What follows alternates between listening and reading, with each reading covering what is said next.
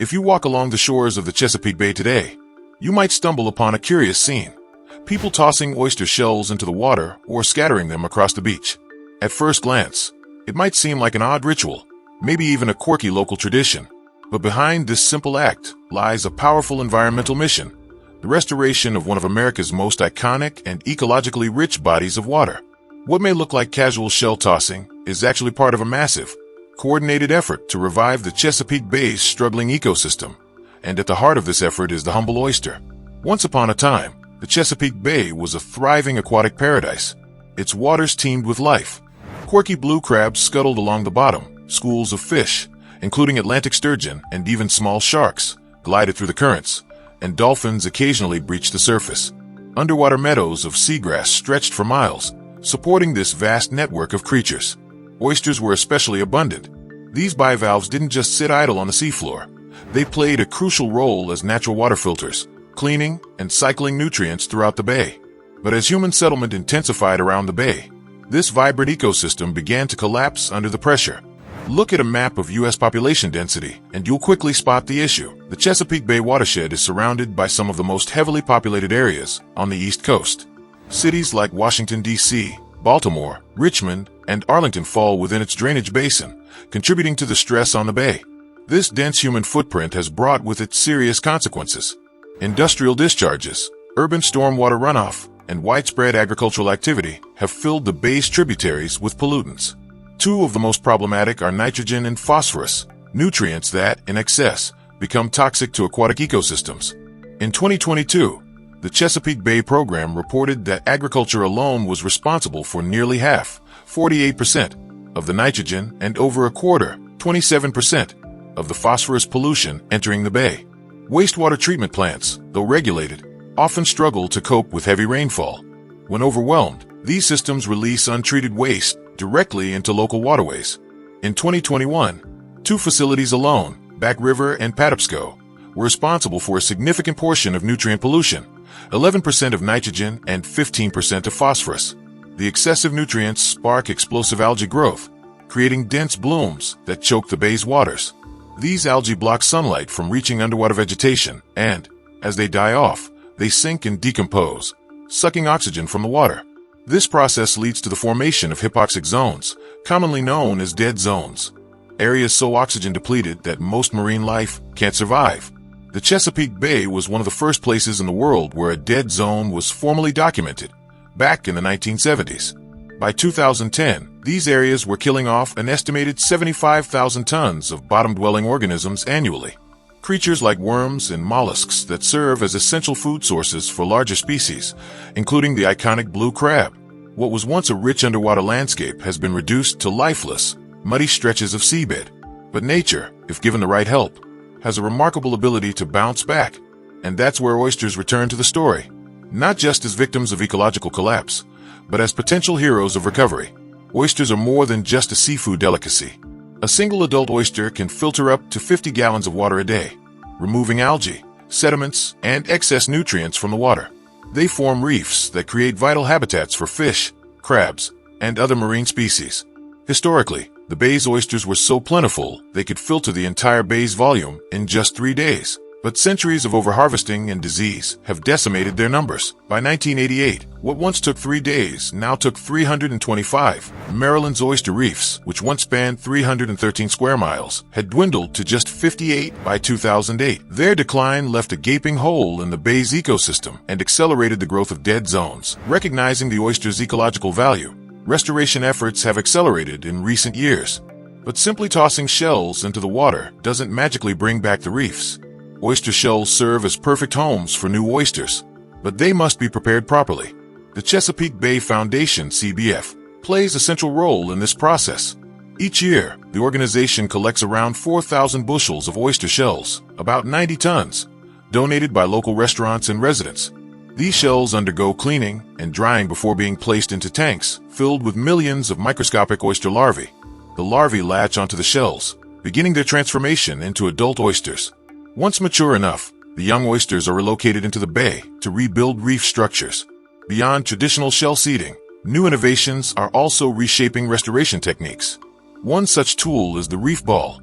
a concrete dome with holes and a textured surface that mimics natural oyster reefs. Reef balls can either be deployed bare or pre-seeded with larvae. Even when left unseeded, they provide valuable refuge for marine life. These efforts are already producing measurable improvements. In 2010, the Chesapeake Bay's ecosystem health score inched up to 31 out of 100 from 28 just 2 years prior. The trend has continued. By 2023, the Bay received a C+ rating, the highest in more than 2 decades. One landmark initiative in this recovery is the Chesapeake Bay Program, launched in the 1980s. Its comprehensive plan includes more than 100 specific goals to reduce pollution, protect habitats, and support native species, with oyster reef restoration as a centerpiece. A shining example of this work is Harris Creek in Maryland. There, more than 348 acres of reefs have been successfully restored, with 98% of those meeting the threshold for healthy oyster populations. Across the bay, as of 2023, over 570 acres of oyster reefs have been brought back to life. Restoring oyster reefs isn't just about throwing shells into the water. It's a carefully choreographed operation involving extensive planning, logistics, and scientific monitoring. Each project begins with a detailed blueprint, outlining where reefs will be built, the materials required, the timeline, and how success will be tracked. Shells must be collected, processed, and inoculated with larvae before deployment. Often, this involves transporting tons of material over long distances, a process that demands time and coordination. In some cases, the U.S. Army Corps of Engineers assists with reef construction, lending its heavy equipment and manpower. To streamline operations, the Chesapeake Bay Foundation introduced a novel solution, a mobile oyster restoration center. This floating facility, built on 2 interconnected barges, includes 6 tanks that each hold over 845 gallons of water. Here, larvae are introduced to shells or reef balls directly on the river, where they'll eventually be planted. This approach eliminates long-distance transport and doubles the oyster production capacity in Virginia to 15 million per year. The Chesapeake Bay Foundation isn't the only organization involved in this monumental task. The nonprofit Oyster Recovery Partnership, ORP, has emerged as a major player, often working independently, but also collaborating with state and federal programs. Since its founding in 1994, ORP has planted over 10 billion oysters across nearly 3,000 acres of bay waters. Its shell recycling program is the largest in the country, collecting from 200 restaurants and over 70 public drop-off sites across the Mid-Atlantic. To date, they've gathered more than 300,000 bushels, enough to seed around 1.3 billion oysters. What makes these efforts even more impressive is the widespread public involvement. Over 2,000 volunteers have joined ORP's restoration projects, scrubbing shells, building reef balls, and helping to seed oyster larvae. Many volunteers even become citizen scientists, monitoring the health of reefs and gathering data to support long-term conservation. These collective actions, from local seafood restaurants donating used shells to volunteers spending weekends nurturing oyster spat, are building momentum for one of the largest environmental restoration projects in U.S. history. The work is far from over. Climate change, ongoing pollution, and habitat destruction continue to threaten the bay's recovery. But the steady comeback of the oyster population is a beacon of hope. With continued support, innovation, and collaboration, the vision of a clean, vibrant Chesapeake Bay isn't just a dream. It's a goal within reach. So, the next time you see someone tossing an oyster shell into the water, you'll know. It's not just a nostalgic act or a quirky tradition. It's a small but powerful gesture in the fight to bring a damaged ecosystem back to life, one shell at a time. China's agricultural land is shrinking, and fast. That may come as a surprise for a country that's been turning deserts green, tree by tree, acre by acre. But while environmental restoration is a long game, degradation moves quickly. Between industrial development, booming cities, and widespread pollution, China is losing valuable farmland every year. By the end of 2019, China's total arable land measured just under 494,000 square miles. That's a big number on paper, but it's a 6% drop from just a decade earlier, in 2009. The causes are clear: relentless urban expansion, growing industrial demands, inefficient farming practices, and serious environmental degradation. But China's response to this agricultural crisis includes a rather unexpected ally: the crayfish. Yes, crayfish, those small freshwater crustaceans with snapping claws. It sounds strange, even absurd, but these little creatures are playing an outsized role in not just revitalizing farmland, but also in fighting poverty and transforming rural economies. Their journey from exotic novelty to agricultural powerhouse is one of the most fascinating stories in modern farming. The species making waves in China is Procambarus clarkii, commonly known as the red swamp crayfish. It's native to the southern United States, not East Asia. In fact, for most of China's history, crayfish weren't even part of the local ecosystem or cuisine. So how did they get there? The introduction of crayfish dates back to the Second Sino-Japanese War between 1937 and 1945.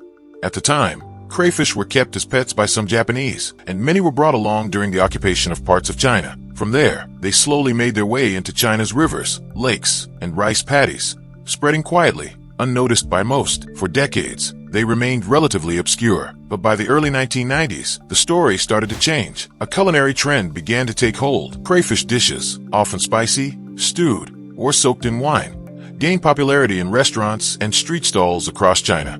The public couldn't get enough. It was a culinary explosion that no one saw coming. Today, China consumes over 90% of the world's crayfish supply.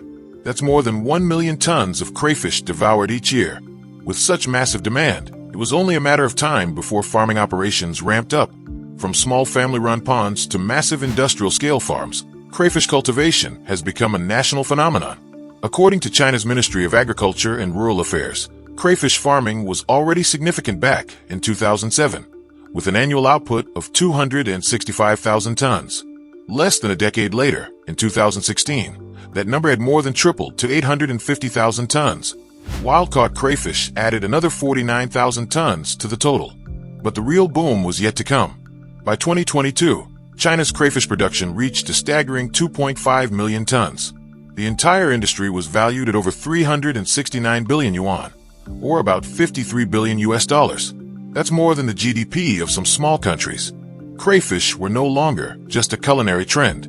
They had become a cornerstone of the rural economy.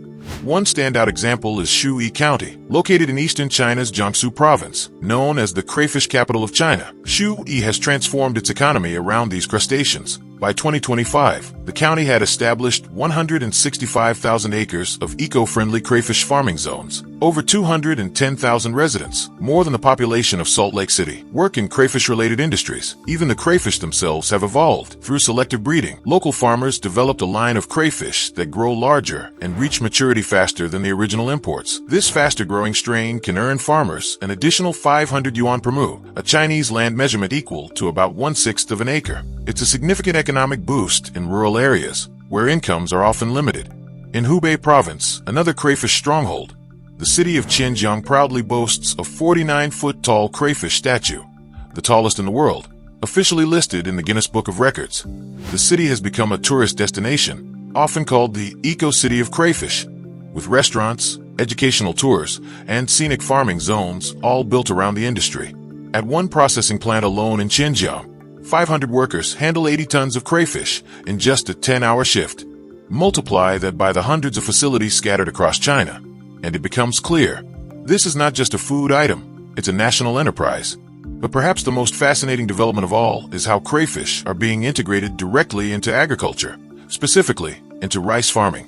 This method is known as integrated crayfish rice farming, and it's proving to be one of China's most promising sustainable farming innovations. The idea is simple yet ingenious. Farmers plant rice in their paddies as usual, but they also dig circular trenches around the fields. These serve as habitats for crayfish. After the rice is harvested, the leftover straw is left in the field, and the paddies are flooded, creating an ideal nursery for young crayfish. The straw provides warmth and shelter during cooler months and eventually decomposes, becoming food for the crayfish. As omnivorous scavengers, crayfish feed on detritus, decomposing plant material, and small aquatic organisms. Their constant foraging keeps the paddies clean and reduces pests. Meanwhile, crayfish waste acts as a natural fertilizer, releasing organic carbon, nitrogen, and potassium, essential nutrients for rice growth. And there's more. When crayfish die, their bodies decompose and further enrich the soil. This cycle significantly reduces the need for chemical fertilizers and pesticides, resulting in cleaner, healthier rice and less environmental pollution. A study published in the Chinese Journal of Ecological Agriculture monitored integrated crayfish rice systems from 2005 to 2015. The results showed that these systems significantly outperformed traditional monoculture rice fields in terms of soil health, biodiversity, and yield. Before 2014, farmers would rotate between crayfish and rice on the same fields, but the introduction of mixed farming changed everything. By 2015, 93% of local farms in participating regions had adopted this integrated approach. According to a 2018 report by the Ministry of Agriculture, crayfish production in one city doubled in a single year, reaching 70,000 tons in 2017. This method is now widely seen as a way to maximize yields, increase rural incomes, and make use of less fertile soil, all without compromising environmental sustainability. As revolutionary as this farming method is, it's not without its downsides. First, growing rice and crayfish together isn't as easy as it might seem. It requires technical knowledge, careful planning, and precise water management. Crayfish are resilient, but they're also opportunistic feeders. If managed poorly, they can start damaging the rice crop they're meant to support. Then there's the issue of land use. To create permanent crayfish habitats, many farmers dig deep trenches and flood fields year-round. This shift from seasonal to permanent flooding reduces the availability of dry land, especially for winter crops like wheat, barley, and rye. That's a serious concern. While rice remains China's primary grain, with 207.5 million tons produced in 2024, wheat is close behind at 140.1 million tons. Wheat is essential for bread, noodles, dumplings, and other staples. Reducing wheat output could strain China's food security, especially as demand continues to rise. One striking example comes from the Yangtze River Basin, where over 1.6 million acres of rice and crayfish fields used to support winter wheat cultivation. Now, much of that land stays underwater year-round, making it unsuitable for wheat farming. And that's just one region. This growing tension between aquaculture and dry farming raises important questions. Can China strike a balance between maximizing income from crayfish and protecting long-term grain supplies? Can integrated systems evolve to support both summer and winter crops? Despite the challenges, China's crayfish experiment has captured the attention of the world. It's a rare example of an invasive species being transformed into a tool for sustainable farming, poverty alleviation, and even national pride. From obscure foreign invader to economic driver, crayfish have changed the face of rural China. They've turned remote counties into thriving communities, reduced reliance on chemical fertilizers, and offered a viable path for regenerating degraded land. Throughout history, deserts have both challenged and inspired human progress. Along ancient trade routes, such as the Silk Road, caravans braved shifting sands to exchange goods, ideas, and culture. Even so, deserts remained a persistent threat, capable of swallowing entire cities and forcing populations to relocate in search of fertile land. In modern-day China, deserts still pose significant challenges, yet they have also become the focus of one of the most ambitious environmental transformations in recent history. Over the past few decades, China has undertaken large-scale projects to halt and even reverse the spread of its deserts. The Gobi and Taklamakan, once considered impenetrable and uncontrollable, have begun to shrink in certain areas due to reforestation programs and innovative water management. At the same time, China's rapid industrialization has placed unprecedented demands on resources like sand and water, sparking further concerns for sustainability. China's deserts comprise a significant portion of its northern and western territories. Historically, nomadic communities coexisted with these arid lands, adapting their lives to seasonal weather patterns. However, as the 20th century brought industrial expansion, pressures on the environment grew. By the 1970s, the Gobi Desert alone was encroaching southward at an alarming pace, threatening settlements and farmland. The Taklamakan Desert, famously nicknamed the Sea of Death, also expanded its dunes into once fertile margins. The Chinese government recognized the urgency of the problem in the late 1970s. By 1978, leaders unveiled a reforestation initiative known as the 3 North Shelter Forest Program, also called the Gray-Green Wall.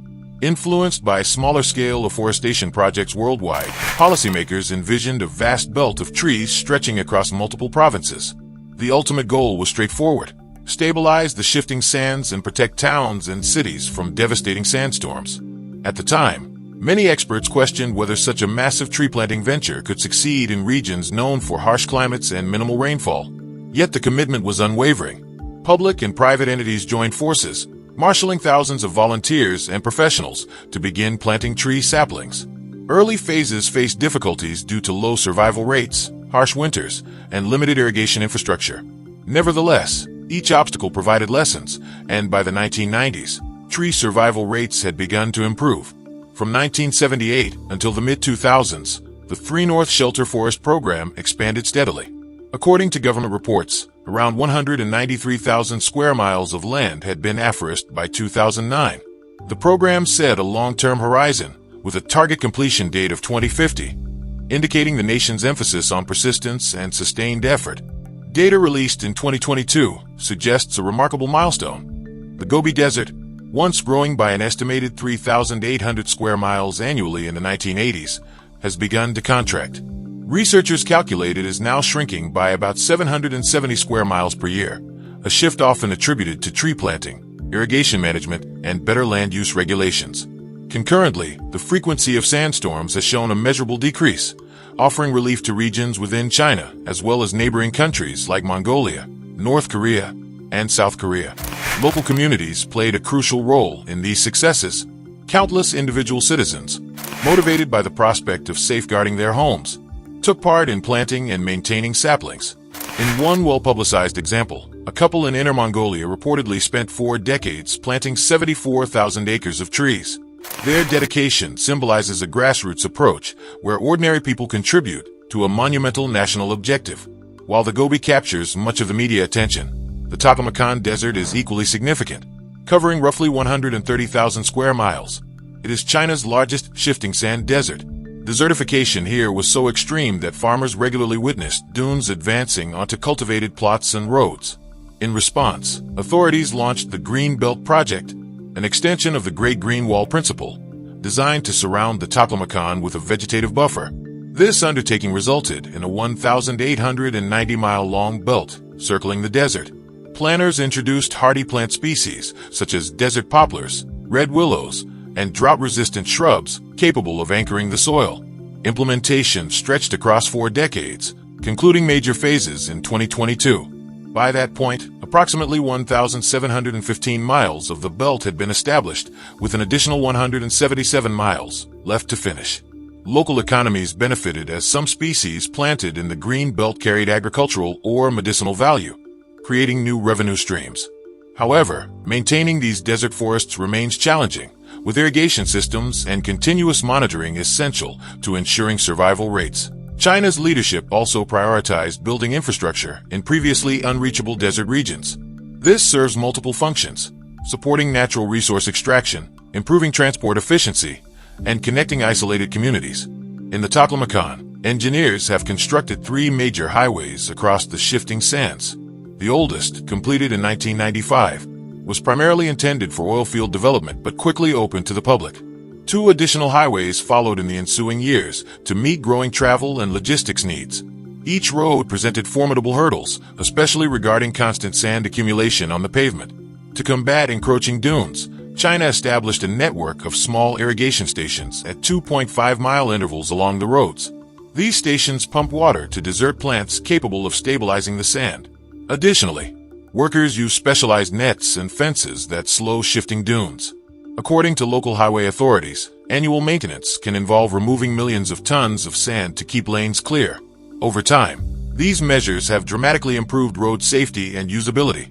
Similar challenges arose with the Lingtuan Railway, a 439-mile track running predominantly through remote desert land. High winds and sand buildup initially caused regular disruptions. To mitigate these issues, rail officials introduced sand barriers, planted vegetation around the tracks, and set up 9 sand control centers for continuous monitoring. Within a year, an estimated 10,000 workers were mobilized and $500,000 spent on track maintenance and vegetation projects. These proactive strategies highlight China's determination to sustain functional transport networks in harsh environments. Alongside reforestation and infrastructure, China has invested in large-scale renewable energy projects in its deserts. Perhaps the most visually striking example is the solar thermal power station near Dunhuang in the Gobi Desert. Its 12,000 mirrors track the sun and reflect concentrated light onto a central tower filled with molten salt. The salt's heat generates steam that drives turbines, producing up to 100,000 kilowatts per hour, enough, by certain estimates, to power 1,100,000-watt light bulbs simultaneously. Solar thermal stations offer an advantage over standard photovoltaic arrays. The molten salt retains heat for hours after sunset, creating a more stable and continuous power supply. Official data suggests this Dunhuang plant can deliver about 390 million kilowatt hours of electricity annually, displacing fossil fuels and reducing carbon emissions. Looking ahead, the success or failure of these initiatives carries implications beyond China's borders. Nations in Africa and the Middle East, facing similar desertification, often look to China's mixed experiences for inspiration and cautionary tales. As desertification threatens roughly 13 million square miles worldwide, efforts to curb its advance could shape future dialogues on climate adaptation, food security, and biodiversity. China's response to desertification is still unfolding.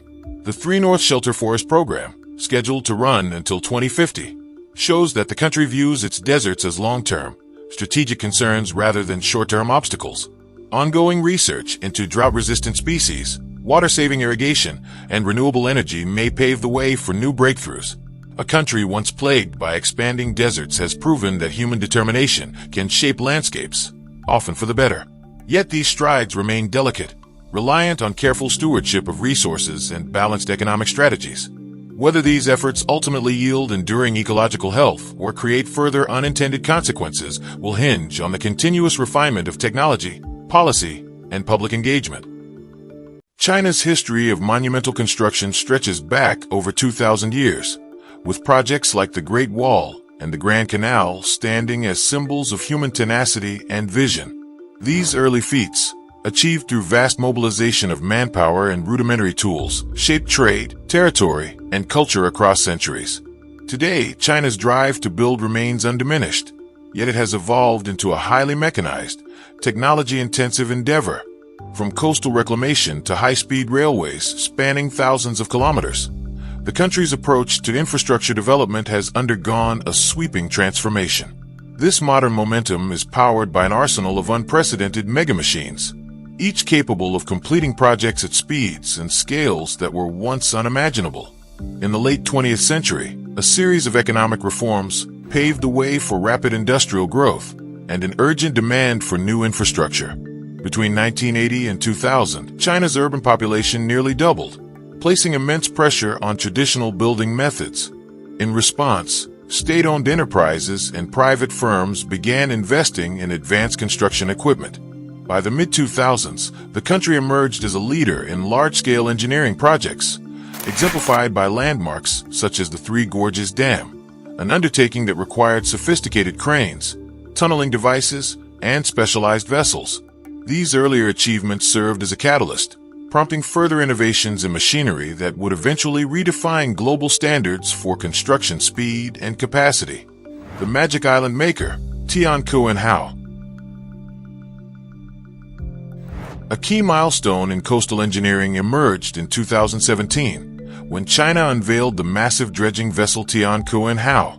Measuring 140 meters in length and nearly 28 meters in width, it stands among the most powerful dredgers in Asia, with the capacity to excavate and pump up to 6,000 cubic meters of seabed materials per hour. It can fill an Olympic-sized swimming pool in just 20 minutes.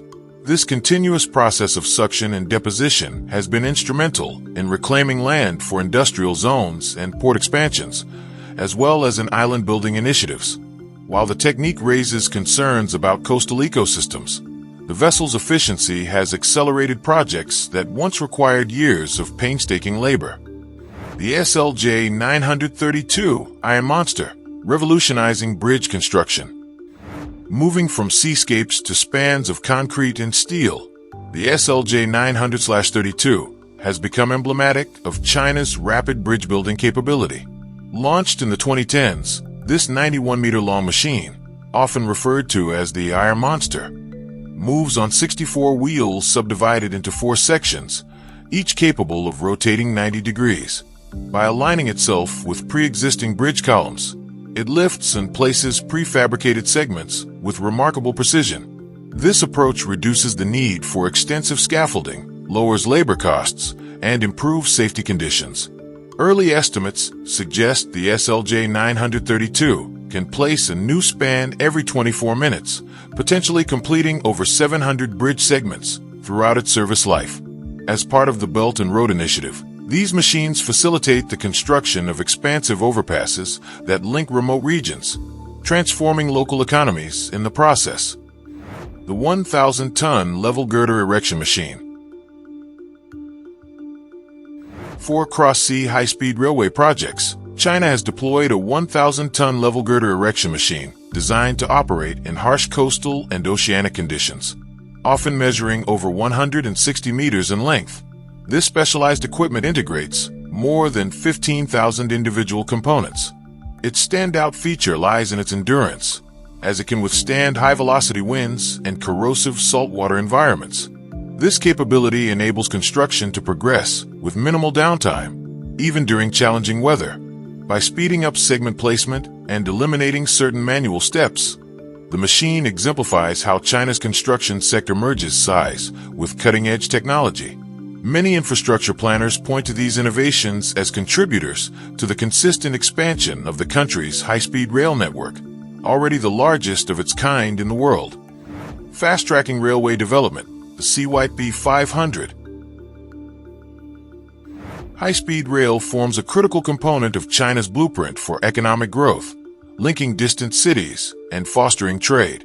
At the heart of this vision are machines like the CYP 500, a rapid track-laying system capable of laying 2 kilometers of railway track in a single day. Older methods might achieve a few hundred meters in the same time frame, making this device a major breakthrough for on-site efficiency. Each unit is equipped with synchronized cranes that hoist rails and concrete sleepers, positioning them with precision before sealing them into place. These systematic steps reduce manual labor, enhance safety, and keep projects on schedule. By enabling quick completion of tracks through mountainous and urban regions alike, the CYP 500 has allowed China's railway network to reach over 40,000 kilometers of high-speed lines as of the early 2020s. Going underground, CRCHI tunneling machines. China's focus on connectivity also extends below the surface. Tunneling machines produced by the China Railway Construction Heavy Industry Corporation, CRCHI, often reach diameters of up to 15 meters, making them among the largest tunnel borers worldwide. They combine impressive torque, sometimes exceeding 40,000 Newton meters, with advanced laser guidance. This setup enables simultaneous excavation and lining of tunnel walls, minimizing potential collapse and erosion. In urban centers such as Beijing, Shanghai, and Guangzhou, these machines have delivered new subway lines ahead of tight deadlines, alleviating congestion for millions of commuters. In mountainous provinces, similarly configured tunnel borers drill through challenging rock formations to pave the way for expressways and high-speed rails. These feats underscore the integral role of mechanized tunneling in China's broader infrastructure strategy. Heavy lifting, XCMG 4,000-ton crawler crane. For projects requiring massive lifts, like placing large prefabricated components in power plants or erecting wind turbines, China has turned to crawler cranes with previously unthinkable capacities. The XCMG 4,000-ton crawler crane exemplifies this.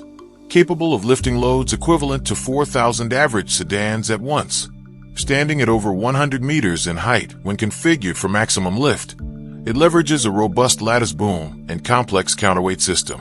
Its ability to place massive sections with millimeter precision has redefined how engineers approach plant construction and industrial assembly. By making it feasible to pre-build large modules off-site, the crane reduces assembly times and improves quality control, benefiting projects that emphasize safety, like nuclear facilities.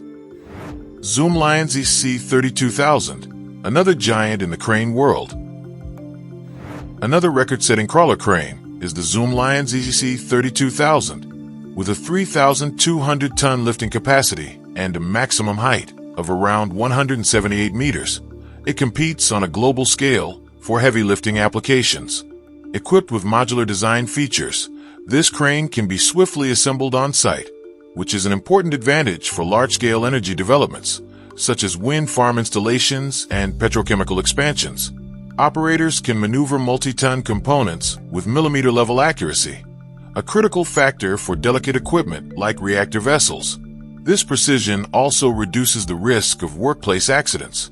Since its debut, the ZCC 32000 has become a mainstay for large contractors, illustrating the growing demand for high-capacity lifts in China's evolving industrial landscape. In pushing the limits of engineering, China's construction boom offers a glimpse into a future in which large-scale building may be measured not only by speed, but by the broader impacts it leaves on communities and the planet.